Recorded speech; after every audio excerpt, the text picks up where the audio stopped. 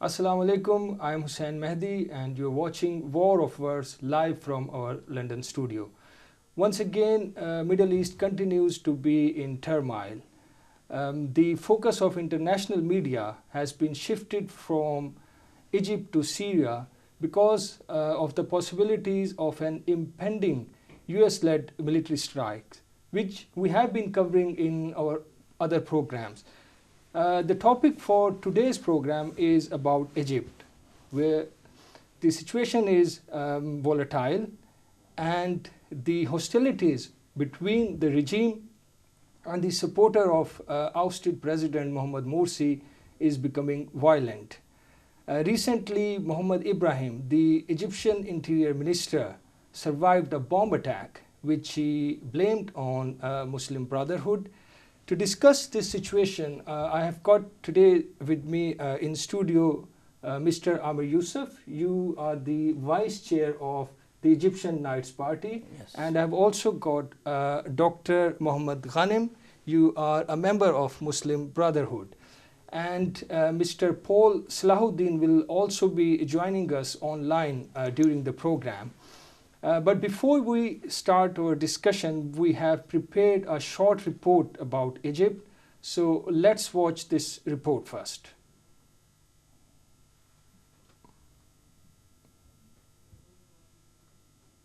Sorry, there is slight delay in playing that video. Mr. Yusuf, welcome to the show. Thank you very much. I would like to start a discussion by you to give us some background about the movement which overthrew Mr. Morsi. According to some analysts, the whole movement was not only organized but also sponsored by the army without any credible leadership. Well, in actual fact, that's what is being said by the Muslim Brotherhood leadership and all the other Muslims groups. So in actual fact, President Morsi was elected, which is true and fact. Yeah. But he been in power for 1 year, and during that year, unfortunately, the President Morsi and his group could not do anything for the Egyptian people. And this is fact, and anybody can realize this. Yeah. That's led to the situation in 30th of June.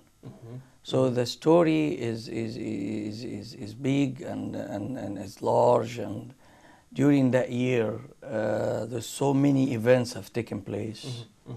Like the constitutional decree which he issued in November, appointing himself the sole power of everything, the surrender of the Supreme High Court. The Morsi had fought all the constitutions and all the establishment of the Egyptian state. So I'm not surprised that we ended on the 30th and 3rd of July when he was overthrown. And for your information, it's on the 30th of June, I was in Egypt. Okay. So and I seen by my eyes Tahrir Square, and I can tell you that each square meter in Tahrir Square was carrying something like 8 to 9 people. So it is a real revolution by the Egyptian people. But for 3 days, Morsi was given the opportunity 1 week, then 48 hours. Then nothing has happened, nothing has been taking place, nothing been given to those people who are everywhere, in every square. And then the army intervened. So it's not the other way around. I see. It's not like what happened in 1952 when the army took over, enthroned the king, and then supported by the people. It's the other way around, actually. So what you are saying is that it was a popular movement, but my question was more about, okay, there were masses. We all witnessed the number of people. So many people were out there in Tahrir Square. So there is no doubt about that. But what I'm trying to say is that since then we haven't seen any sort of a leading role. So was it just something which was sort of put in a way that would provide army an excuse to intervene and oust an elected president? Well, the army was not used. I disagree with you on that word. Mm-hmm. The army has to intervene as it has been intervened in 25th of January. Mm-hmm. He has to intervene. Egypt is a big country. Mm-hmm. When you have millions of people on the streets, you have to control this. Otherwise, it will go a real chaos. Mm-hmm. So the situation is the army intervened, but meanwhile the chairman of the Super Supreme Council, this is as per the constitution, mm-hmm. became the president as a temporary president. Then he formed a ministry, a prime minister, and the prime minister, he chose these ministers. This is all temporary situation, mm-hmm. as a transferred period to get the election going on. So there will be parliament election, presidential election. Mm-hmm. It's coming through. Okay. So, but we're going through now a transactions period. You know, okay. Is a temporary situation till we become well established through elections and other things. Let me bring Dr. Ghanim into discussion. Welcome to the program, first of all. Mm-hmm. And I would like to start asking you by this by this irony, actually. This, as I mentioned in my intro, the Interior Minister Muhammad Ibrahim, who was actually appointed by Mr. Morsi, did not support Mr. Morsi when he was ousted, and after he survived the bomb attack, he gave the following statement, which I read. It was a heinous attempt, he said. Even if I am martyred, another Minister of Interior will come and continue the war on the evil terror until we secure the country. So, do you think that there was something horribly wrong done by Mr. Morsi, which led to make his own appointed interior minister such a statement where he was referring him as an evil terror? Bismillah ar-Rahman ar-Rahim. First, before I do comment on that, because this is a sign which proves something else. Mm-hmm. Mm-hmm. Your guest here, with all the respect, this is the scenario, is a filmmaking scenario. Mm-hmm. To understand the story, when the 25th of January 2011 revolution came, the Egyptian people come against the Allah Mubarak regime, which is mm-hmm. army, mm-hmm. military, dictatorship, mm-hmm. which Egyptian people have been suffering since 54. Mm-hmm. We know army is not to politics, not to govern countries. One of the main things in the world is Egypt mm-hmm. is being controlled by a vicious dictatorship, military control. Mm-hmm. Mm-hmm. When the revolution came, they choose, the Egyptian people was very clear, not the Ikhwan, mm-hmm. including Ikhwan, mm-hmm. to stop that regime completely mm-hmm. and choose to go for democratic process. Mm-hmm. Mm-hmm. They managed to get rid, you have to go in too much details, I don't have the time for it, mm-hmm. and they get rid for the head of the state, head Allah Mubarak. Mm-hmm. But the regime remained. Mm-hmm. So by regime you mean the army, the establishment? The establishment and the constitution and the institution. Uh-huh. The Egyptian, we call deep governing, the deep government was there. Okay. He took the head, mm-hmm. but the system remained. Okay. The process came, and we have 5 democratic counts, including constitution, including the president. It has been elected by people. But the government, which was the previous government, was resisting that system. And from day one, they have planned to make him fail. Why they make democratic fail? Because those people, either businessmen or the army, some of the army, have too much privilege. They really control the country. There's 5% of the people own the whole country and have a monopoly in the economy, monopoly in politics. Everything was corrupted. And they cannot survive in a democratic atmosphere. When the Morsi came for 1 year, whatever done mistakes or not mistake, this is democracy. Democracy. If you don't like him, you have to oppose him politically, but not to bring the army and have a vicious coup. And the idea is not now the coup. The coup. We have about 4,000 murder. All the media shut. Every process the Egyptian people have gained now is turned over by that coup. The whole country now become a chaos. If there is somebody come in the 30th of June, as the friend he said, why they didn't go? Actually, was the aim to have early election, not to remove. When Sisi come, the Sisi was a prime minister. He has no power to give an ultimatum. Where he get that power from? And he took Morsi until now. He hold him against his will, which is a human right aggression. You cannot take somebody against his will, and about 20. And you don't know, the world doesn't know where is Morsi now. And cracking down all the institution has been gained by this democratic process. It's an absolute vicious coup. And Sisi, he's an army officer. The Egyptian people do not want, with respect of the army. And by Sisi, you mean the head of the army? Well, the head of the army council, yeah. I see. Okay. That's what we call him Sisi. I see. Sisi means a small horse. I see. Or a horse which has a father, a horse father or a mother and a donkey. Egyptian people have that funny of saying that. But he has no power whatsoever to do that. He was only a prime minister.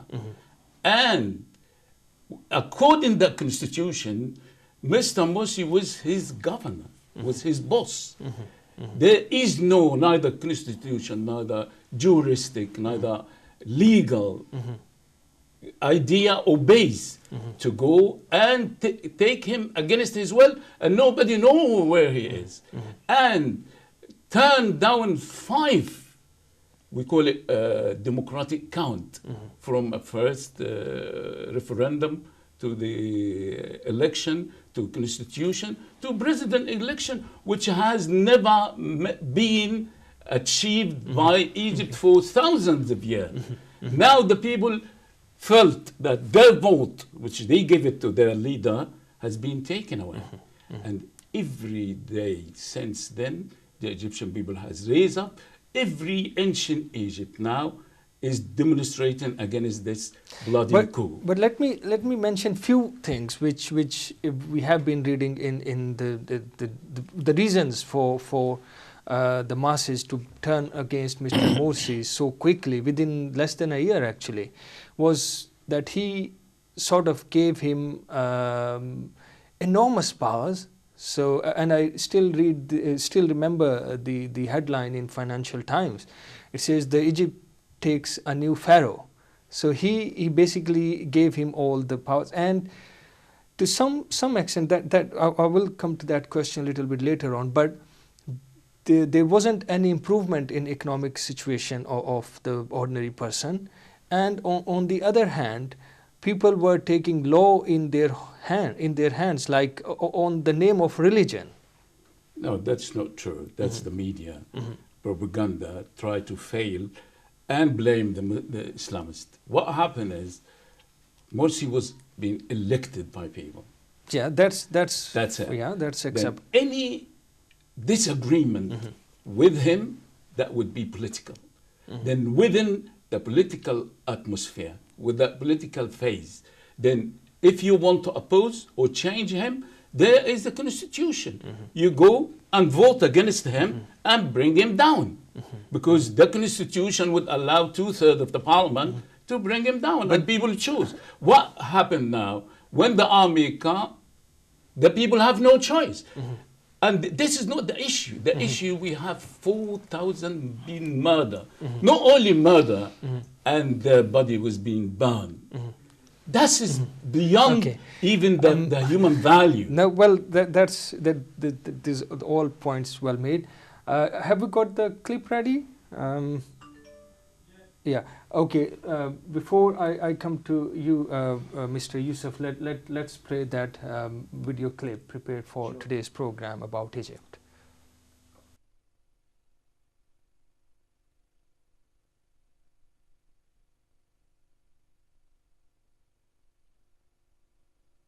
What more can you tell us about the situation in Egypt? Well, Hassan, the protests have been called for by the National Coalition for the Defense of Legitimacy, the one leading the anti-coup forces in Egypt now, and they had set August the 30th as a key date for a decisive protest against the coup and against the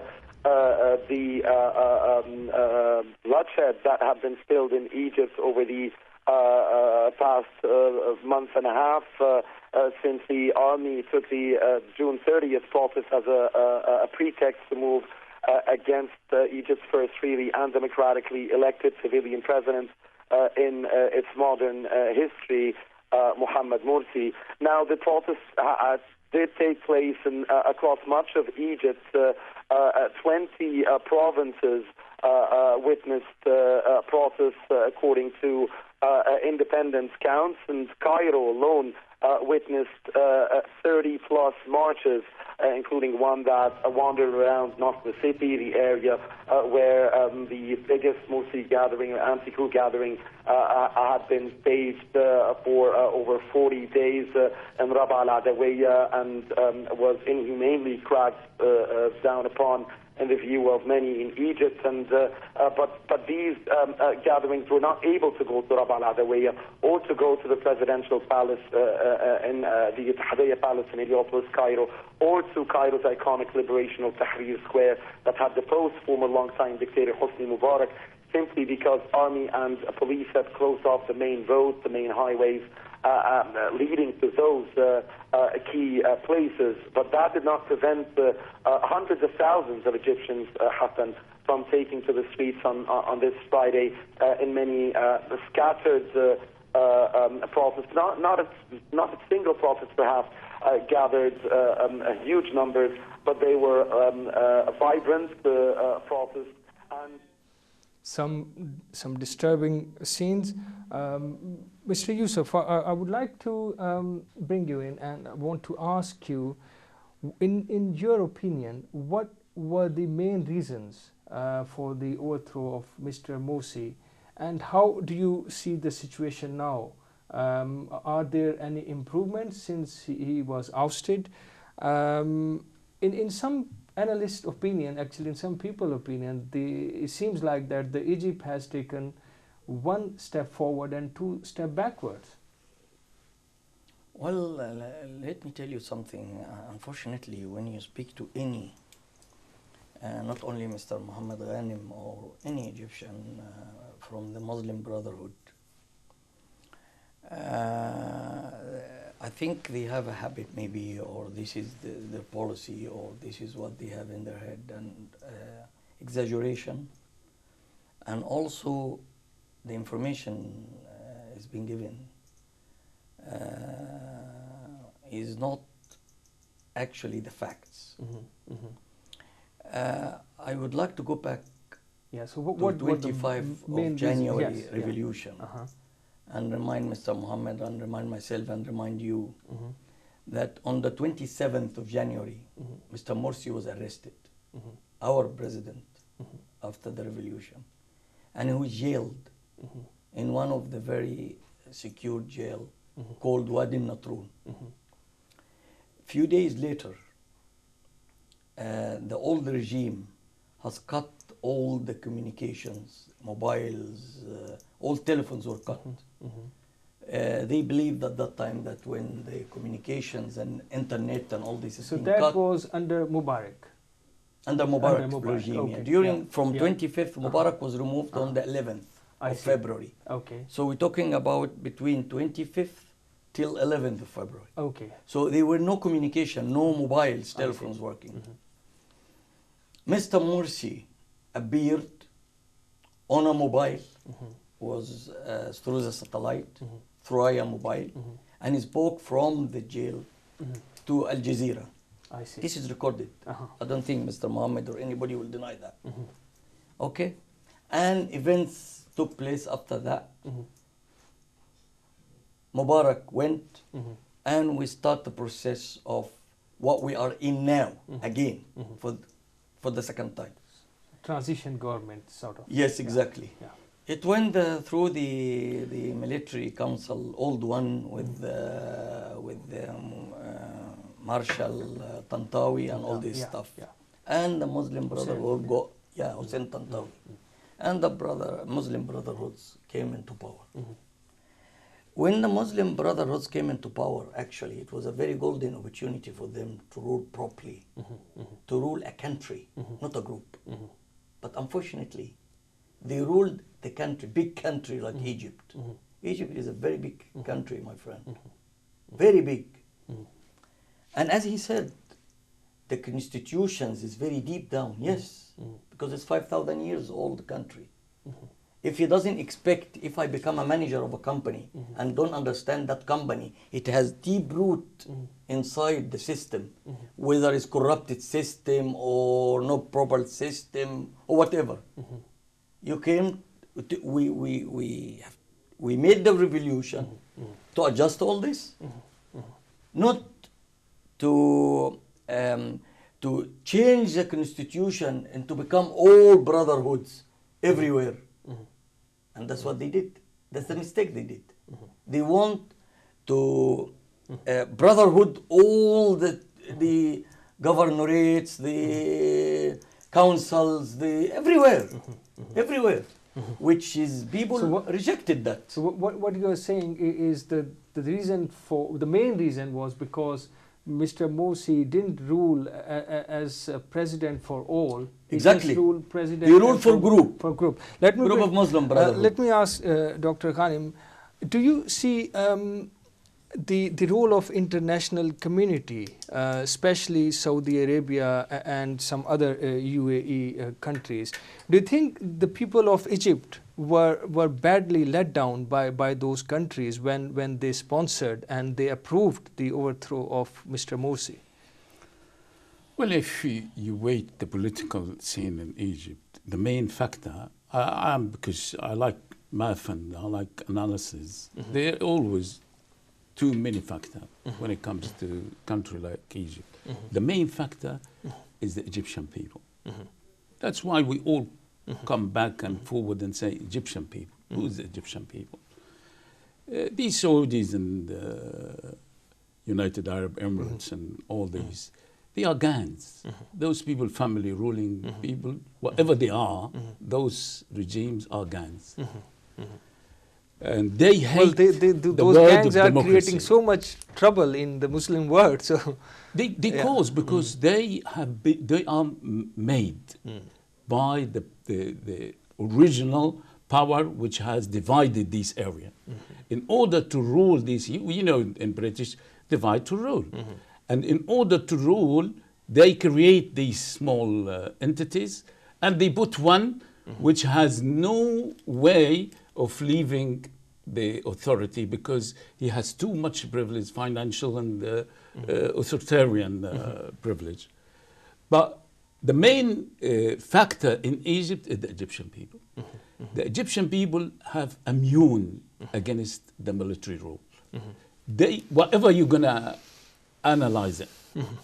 The Egyptian people today, continuing the 25th of January revolution, they refuse the coup. They will never accept the coup. When an officer or a soldier go to the army, he signed to serve the country. The Egyptian people pay him to do his duty. Beyond his duty, he shouldn't go. So what you are saying, that our army has got a role defined in the constitution, which is basically to safeguard As the every country army from in the world. external aggression. But don't you think that, so in your opinion, whatever Mr. Morsi was doing, all the constitutional amendments and I would say not doing mistake, it does mistake. But that was politically. You assaulted political. You leave it to the people. Why the army to interfere? Especially a minister. That Sisi was a minister. He has no power whatsoever. And he take his salary from the Egyptian people. He should respect the constitution, which is the social agreement between him and the people. Then why he does that? And now, which my friend here was saying, the Ikhwan was trying to control. He is putting everywhere now somebody from the military. And forget about that. I will get you two things. And I would my friend here to answer me. Why you kill 4,000 people? Not only that. Injure about 10,000. Well, 40,000 in the prisons. Why you close all the media? We'll get the answer from Yeah, but Mr. this is the issue. It's not he has no right to do the coup.